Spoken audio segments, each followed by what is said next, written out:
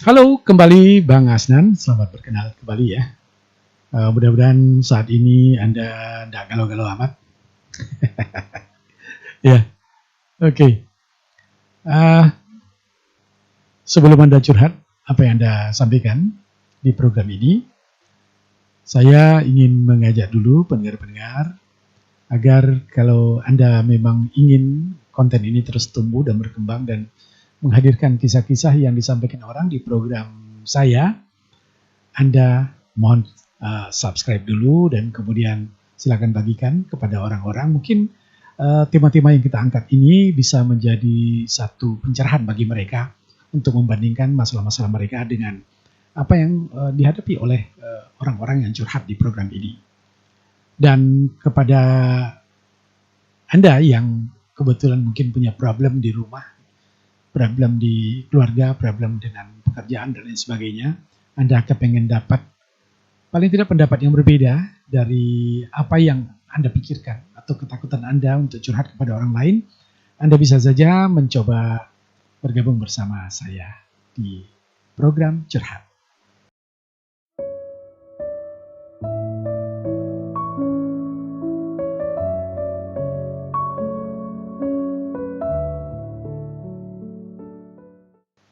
Baik, Pak Hasnan, mudah-mudahan Anda tidak lagi galau ya.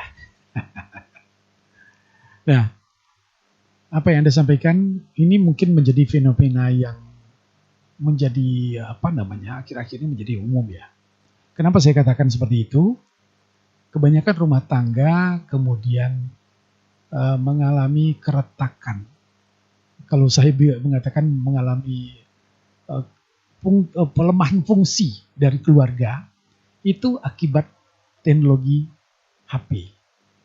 Karena ternyata ruangan-ruangan yang ada di sekitar kita itu kemudian bisa diterobos oleh HP itu tanpa kita tahu siapa dan di mana orang yang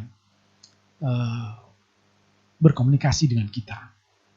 Nah, apa yang Anda hadapi, Anda merupakan pasangan yang sebetulnya ideal, yang sangat luar biasa. Tapi kemudian ketika Anda menemukan bahwa istri Anda berubah, ini menjadi pertanyaan yang luar biasa sebetulnya. Kenapa saya menanyakan itu? Ada sesuatu di dalam keluarga Anda yang mungkin hilang. Jadi ibaratkan, kalau jalan itu lurus saja, kalau kita di jalan tol nih ya, kita lurus saja. Dengan kecepatan berapapun, awalnya kita seger. Enak, wah kita akan segera sampai di tujuan. Tapi lama-lama ngantuk. Bukan hanya penumpangnya yang ngantuk, karena dia tidak lagi menemukan hal-hal baru, dia hanya menemukan jalan, kemudian batas jalan, kemudian barangkali ya pemandangan yang itu saja, akhirnya ngantuk. Nah, apa yang terjadi di keluarga Anda? Anda sedang berada di jalan tol, kalau menurut saya ya. Jadi, Anda asik dengan kemudi Anda, sementara penumpang Anda tertidur. Dan lama-lama Anda pun mulai ngantuk karena nggak ada yang nemani ngobrol. Nah, di rumah tangga, ketika suami istri, apalagi Anda dengan istri Anda, itu seringkali terpisah karena profesi. Si istri kan di rumah aja nih. Dia di rumah aja, sehari-hari mengerjakan pekerjaan rumah yang juga tidak begitu banyak. Karena apa? Dia hanya mengurus dirinya sendiri. Karena suaminya juga sering berada di luar. Jadi yang dibersihkan di rumah ya itu aja. Karena nggak ada yang nginjak juga lantainya ya. Dia masak itu juga. Karena yang dimasak cuma untuk dia. Nah, ketika dia berada pada titik kejenuhan, melakukan hal yang sama terus-menerus, yang namanya manusia itu pengen mencoba. Nah, inilah godaannya. Jadi godaannya bukan pada orang luar, godaannya pada diri sendiri. Godaannya ada di dalam diri. Anda bekerja, bertemu dengan orang-orang, setiap hari Anda barangkali ada target yang harus Anda raih, Anda kejar ya. Anda berpindah dari satu tempat ke tempat yang berbeda, Anda tidak jenuh. Karena apa? Anda merasa bahwa setiap hari Anda melakukan hal-hal yang bermakna. Tapi istri di rumah, mohon maaf, istri di rumah itu dia melakukan hal yang sama setiap hari. Dia boring, dia bosen. Lalu barangkali dia ketemu dengan teman lama atau berkenalan dengan seseorang kita tidak tahu. Nah, mulainya hanya sekedar iseng ngobrol, ya chatting-chattingan sederhana. Tapi lama-kelamaan karena memang nggak ada yang diperbuat dan ya namanya jenuh tadi, mulailah intens. Mulailah ngobrolnya makin banyak.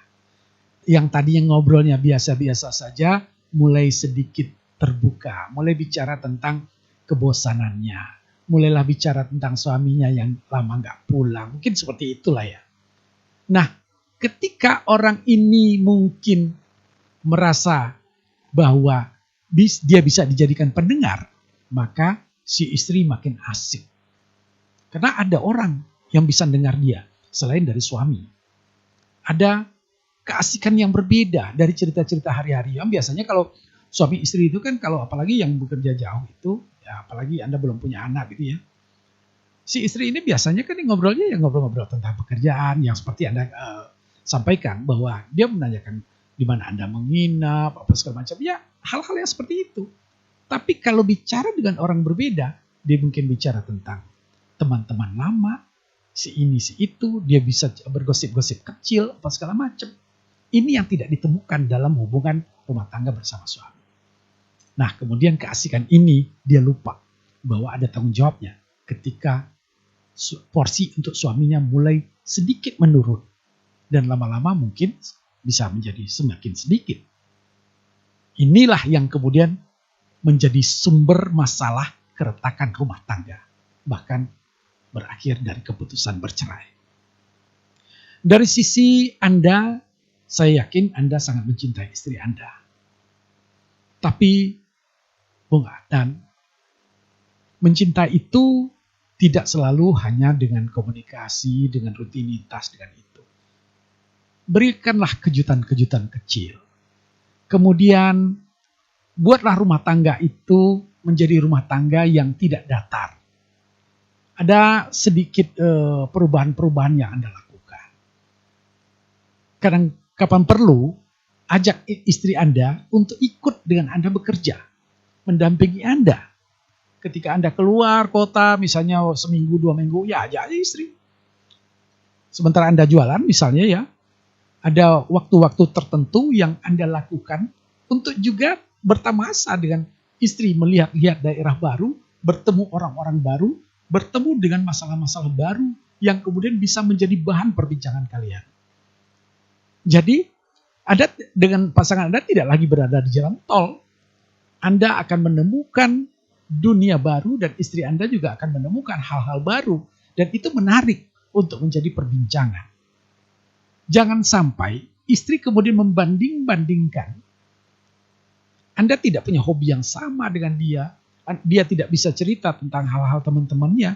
Karena waktu kalian yang begitu terbatas, kalian hanya melakukan komunikasi yang datar dan rata-rata.